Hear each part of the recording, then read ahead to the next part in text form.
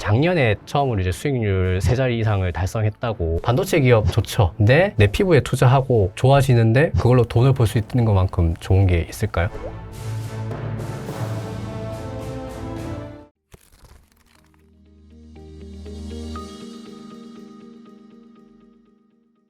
그쪽 정부에서도 이제 서학개미들 들어오면 이제 세제 혜택 주는 네. RIA 뭐 이런 것도 이제 만든다고 하고, 제가 오늘 아침에 텔레그램에도 제가 글을 쓰기는 했습니다만 네. 최근에 그 아이온큐 비롯해서 양적 컴퓨터 관련주가 많이 떨어졌더라고요. 그래요?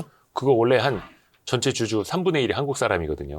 나 그거 아직 기억 하나 나는 거 있는데 그 뭐 아이온큐 맞아. 네. 말씀하신 거 맞아. 저거 빠진 이유가 혹시 저거 팔아서 이제 국장 사려고. 아유 미국에 이제 그러네요. 양적 컴퓨터 관련주 재미없어요. 국장 코스닥이 저렇게 날아, 이런 자금 아니니까 저는 유출을 제가 그 했거든요. 말하시기가 생각나는 게 저번에 무슨 이렇게 유튜브 쇼츠가 지나가는데 네네네. 그 BJ 쪽에서 되게 유명한 분이 있더라고요. 남자 분인데 네. 그분이 미국 주식 투자한 걸 막 포트폴리오 보여주는데 예. 아이온큐를 막 말해가지고 네. 한 달 전에 그런 분들이 있어요. 네. 예, 그래서 했더니 아이온큐가 이렇게 빠졌군요. 많이 빠졌더라고요, 최근에. 근데 국장이 올라. 그러니까 사실 그것도 고민이 이제 우리가 오늘 촬영을 하고 있지만 오늘 저녁부터 미국의 빅테크들 실적이 나오는데 실적 시즌. 네. 작년 10월만 하더라도 브로드컴 시작해서 빅테크 실적 나오면서 시장이 좀 흔들렸었단 말이에요. 네네네. 또 웃긴 건 최근에 미국의 빅테크들이 알아서 쉬고 있어가지고 예. 많은 서학개미 분들이 이제 빨리 미국 주식 팔아가지고 한국 주식을 산다고 그러는데 저는 오히려 빅테크들은 살 기회 왔나? 왜냐하면 이런 생각을 하는 거죠. 그러면 우리가 물론 금광이 개발되면 청바지 회사가 돈을 버니까 한국의 반도체가 좋지만 결국 금광이 돈을 버는 거거든요. 금광 산업주는. 예. 그렇잖아요. 예. 금광을 누가 갖고 있죠? 뭐 제가 봤을 때는 미국의 그러한 빅테크 살아남을 뭐 구글, 뭐 메타 이런 데 아닐까요? 네네네. 우리나라 기업들이 그 역할은 못할 것 같지 않아요? 그러니까 그런 시각에서 보면 저는 뭐 제 혼자 생각인데 갑자기 든 생각인데 아까 갑자기 아이온큐 말씀하시니까 소위 빅테크들이 좀 불안감에 주가가 빠져 있다면 어쩌면 지금 달러가 약해질 때 그런 것들이 좀 오히려 매수 타임이 왔나? 근데 또 공교롭게도 이럴 때 또 많은 분들은 미국 주식을 정리해서 한국 주식을 사겠죠. 이쪽이 뜨거우니까. 그렇죠. 뭐 혼자 너무 또 약간 아니 근데 이것도 이제 어떻게 보면 이제 반대로 가는. 반대라는 표현을 저 싫어하는데 역발상은 아니고 네네. 그냥 이번 실적 시즌에 생각보다 미국 빅테크들의 숫자들이 좋더라고요. 그래서 물론 이제 많이들 걱정하시는 게 이런 빅테크들이 엄청나게 캐펙스 투자를 할 거고 그 코스트를 쓰면 쓸수록 기업들의 이제 현금 흐름 막힐 거 아니냐 하는데 뭐 현재까지 상황은 그래도 일부 기업들, 그러니까 오라클 같은 건 힘들어지는 것 같고 이탈하는 기업들이 좀 있고요. 이탈하지 않는 기업들은 좋아지는 것 같아요. 그 어떤 투자의 지속 가능성에 대해서요. 수익성. 그렇죠. 그러니까 그래서 저는 뭐 갑자기 든 생각인데 왜 또 많은 분들이 오늘 들었던 얘기가 이제 들은 얘기예요. 주워 들은 얘기입니다. 뭐 팩트로 확인한 건 아니고 요즘 그렇게 환전을 많이 해서 증권사에서 국내 계좌로 옮기는 돈들이 꽤 많다고 하더라고요.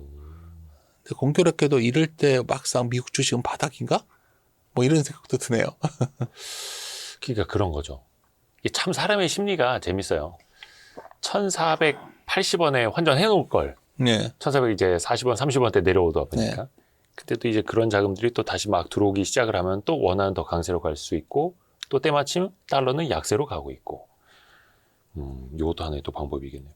그 아까 잠깐 환율 이야기 해주셨는데 네. 그 이재명 대통령이 얼마 전에 그 신년 기자회견 하면서도 한두 달 있으면 뭐 한 1,400원 안팎으로 낮아질 거라고 뭐 당국자들이 본다 뭐 이런 이야기를 하셨어요. 환율은 좀 어떻게 보세요?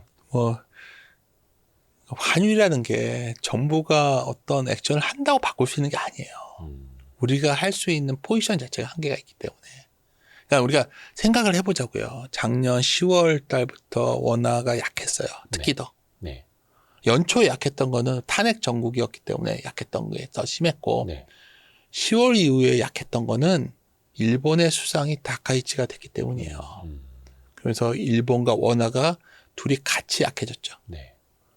특히 최근 들어 추가 약세가 더 가속화됐던 거는 결국 다카이치가 자민당 지지율은 낮지만 자신의 지지율 높음을 이용해서 해산하고 그 쪽에서. 총선을 하니까 네.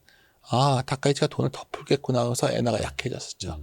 근데 엔화 워낙 다 약세로 가다가 어느 날 갑자기 미국에서 일본한테 야 약세 고만 가. 뭐 이런 다른 형태로 뭐 레이트 체크라는 단어를 쓰는데 그냥 개입에 앞서서 가격을 먼저 점검한다는 의미로 레이트 체크라고 하는 거예요. 이렇게 웃긴 얘기인데 가격 점검. 가격 점검하겠다는 거예요. 그 실시했다는 소문이 돌면서 반등을 한 거죠. 여기서 이제 물어보자고요. 그러면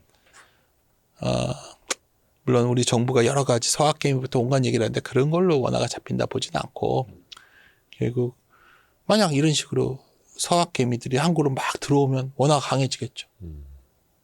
한국의 주식시장이 더 올라간다는 믿음이 있어서 투자했던 자금들이 돌아오면 강해질 거고 네. 아니면 한국의 기업들이 해외에 가서 돈을 많이 번 돈들을 빨리 한국으로 원화로 바꿔가지고 국내에서 나눠줘야 되면.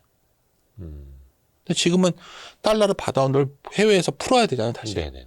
공장도 줘야 되고 월급도 줘야 되고.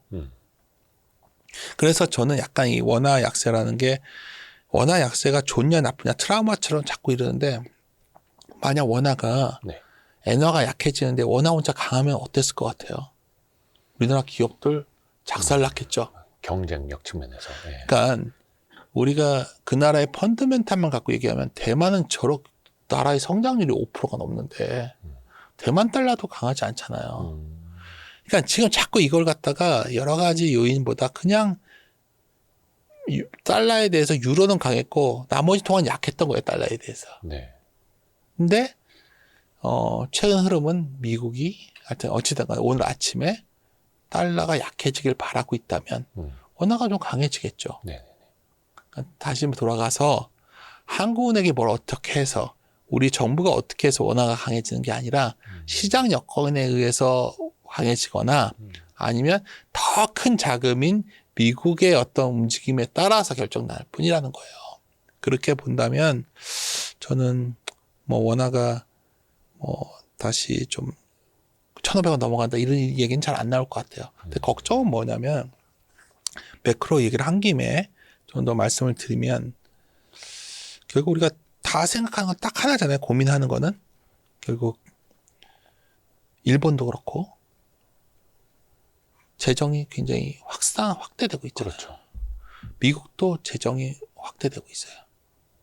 그러니까 그거 막고 싶으니까 연준 의장이라도 입맛에 맞는 사람을 당선시켜서 장기 국채 금리를 낮춰야 네. 순이자 지출이라도 줄일 수 있는 거예요. 싸게 주더라니. 왜냐하면 사줄 것도 국채 사줄 것도 이번에 드러났잖아요. 우리가 트럼프가 별 힘이 없다는 걸 확인한 거는 군사력이 아니었잖아요. 유럽을 협박했을 때 그린란드 이슈로 네. 덴마크가 판 것도 있지만 알아서 노르웨이 같은 데는 계속 줄이고 있다는 게 알려진 거 아니에요. 아, 미국 국채. 그렇죠. 네네. 미국 국채 40%를 유럽이 갖고 있어요. 네네네. 절대 미국은 유럽을 못 건드려요. 우리 건드리면은 네가 군사력을 어떻게 할지언정 우리는 미국 국채 다 팔아버린다 하면 이제 화들죠. 아니 미국은 무너지는 거예요. 많은 분들이 유럽이 무슨 힘이냐 하시는데 국채를 갖고 있고 독일도 자꾸 금에 대해서 얘기를 꺼내고 그러니까 이런 문제를 생각해 본다면 어찌됐든 간에 미국채 수요는 과거와 같지는 않을 것 같아요. 중국도 안 사고 유럽도 안 사고 일본도 안 사고 한국도 안 사고 달러 줘야 되니까 누가 사주죠. 그러니까 지금 시장에서 걱정하는 게 뭐죠? 우리가 시장에서 남아있는 고민은 뭐냐면 계속 말씀드리지만 국채에 대한 수급이 계속 안 좋아지고 있어서 그러니까 올해 중에 많은 분들이 고민하는 건 이거죠. 일단 1월, 2월에 생각보다 반도체 쪽에 이익이 너무 좋다 보니까 네. 이게 밀리려고 해도 이게 너무 단단하니까 쉽게 안 밀릴 것 같고. 그러니까 지금 외생 변수에 대해서는 마치 리스크가 하나도 없는 것처럼 느껴져요. 국장에서는. 그렇죠. 근데 이제 외생 변수가 어느 날 이제 반영되기 시작한다면 뭐가 있을까? 뭐 여러 가지 원인들이 나오겠지만 결국은 장기채 금리일 것 같아요. 왜냐하면 어쨌든 간에 미국 국채를 잘 안 살려고 하는 경향이 다 높아졌죠. 미국이 트럼프가 저렇게 독단적으로 가니까 그렇죠. 굳이 우리가 미국을 협조 관계가 안 되는 거죠. 근데 알다시피 미국은 자국의 국채를 누군가 사주지 않으면 이게 참 곤란한 경제 구조를 갖고 있거든요. 네. 뭐 자체적으로 이제 여러 가지 얘기 나오는 게 결국 연준 의장이 바뀌고 난 뒤에 뭔가 액션이 나올 거다. 막연한 기대고 어찌됐든 이번에 유럽의 그린란드 사태에서도 확인된 거는 미국은 취약하다.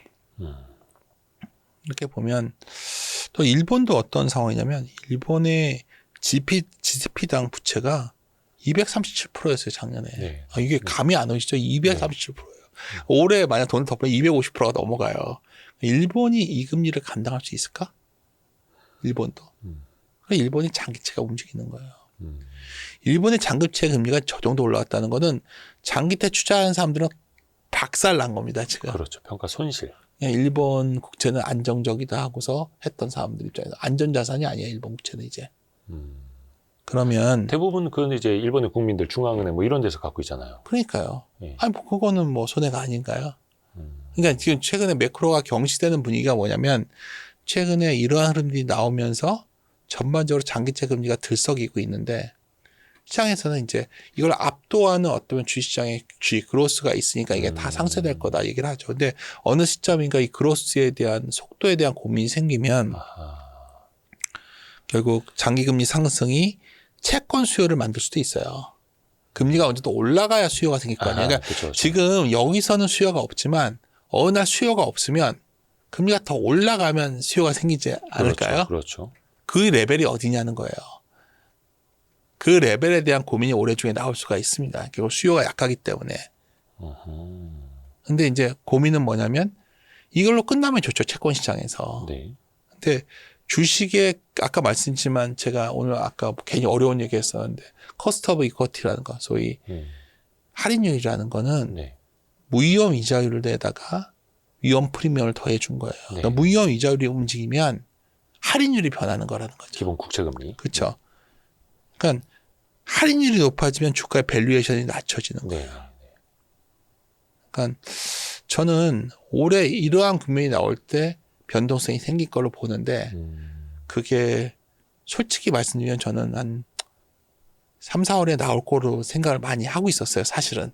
미국의 페드 의장이 바뀌고 나서. 네, 바뀌기 전부터 시장은 굉장히 장기금리에 대한 불안감이 커질 거다 보고 그 전에 한국에 특히 4월쯤이 되면 한국의 반도체에 대한 소위 증가 속도도 약간 정점 분위기가 나올 것 같고 이게 겹치는 구간이 있다면 주가는 선제적으로 알아서들 조금씩 좀 줄여가는 시도들이 나오지 않을까가 제 본래 생각이었는데 모르겠어요. 지금 약간 제가 너무 좀 보수로 본 것 아니냐? 좀 이렇게 생각도 하고 있고. 근데 하여튼 중요한 거는 언제 시점인지는 제가 모르겠어요. 어떤 분들이 이게 5, 6월로 연기될 것이다 말하시는 분들도 있으니까. 하지만 올해 중에 어떤 시점에는 분명히 금리가 오늘 아침에 일어났는데 상당히 발작적으로 움직이기 시작한다.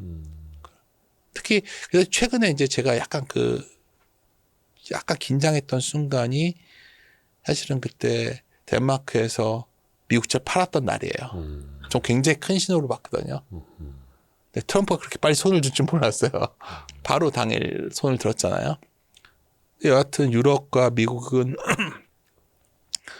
어쩌면 굉장히 민감한 부분을 서로 건드리기 시작했기 때문에 사실 그런 측면에서 저는 올해 이걸 잘 보셔야 된다 보고 있고요. 그게 아마 올해 그래서 다들 2분기 얘기를 많이 했었는데 시장 보는 사람들 입장에서는 모르겠어요. 지금 워낙 이게 강하기 때문에 그런 매크로에 대한 관심은 전혀 없고. 그러니까 지금 오히려 시장이 주목을 하는 건 네. 트럼프의 말폭탄보다는 타코에 주목을 하잖아요. 시장이 흔들릴 것 같으면 다시 발 빼면서 시장을 또 부양시켜주는 어떻게 보면 여기에 대한 학습 효과가 생겼는데 그게 증시와 기업 실적의 그로스, 성장률, 가파른 상승 때문에 안 보이고 있는데 이게 꺾이고 나면 이게 부각이 될 거라는 말씀이신 거죠. 그렇죠. 근데 이제 다 여기 딜레마예요. 미국의 빅테크를 봤더니 또 알아서 밸류가 또 빠져 있으니까 지금 여기서 크게 밀리기도 쉽지 않고 한국은 또 반도체가 워낙 굳건하니까 이게 밀리기도 쉽지 않고 그래서 어렵네요. 근데 하지만 아까 물어보셨으니까 올해 그럼 뭘 좀 고민하시냐 물어본다면 아마 저와 그래도 시장을 봐왔던 소위 매크로를 보면서 시장을 좀 포트폴리오 조절해 왔던 이들의 관점에서는 소위 이러한 금리 부분에 대한 고민들 그래서 항상 보겠죠. 그래서 금리를 보는 이유는 아까 말씀드린 계속 할인율에 관한 부분을 자극할 수 있기 때문에 보통 이런 장세가 굉장히 변동성이 커지거든요. 하여튼 그러한 시각에서 바라보고 있습니다. 그러게요. 그러니까 지금은 뭔가 보이지 않지만 아주 그냥 해가 쨍쨍해갖고 저쪽에서 뭔가 반짝반짝거리는 노란불 안 보이는 거죠. 네. 하지만 우리도 이 리스크 요인은 또 미리미리 생각을 하고 있어야 된다라는 거. 항상 되게 생각이 명쾌해집니다. 그래요? 조언을 많이 듣고 있어서 저희가 되게 일 주원부원하고 있는 것 같은데. 자주 나와달라는 말씀입니다. 아이 뭐 별로 할 말도 없어요. 항상 도움 말씀 많이 주시는 우리 네. 윤지우 대표님 너무 감사드립니다. 진짜. 네. 고맙습니다. 네, 감사합니다. 고맙습니다. 고생하셨습니다. 아유, 고생.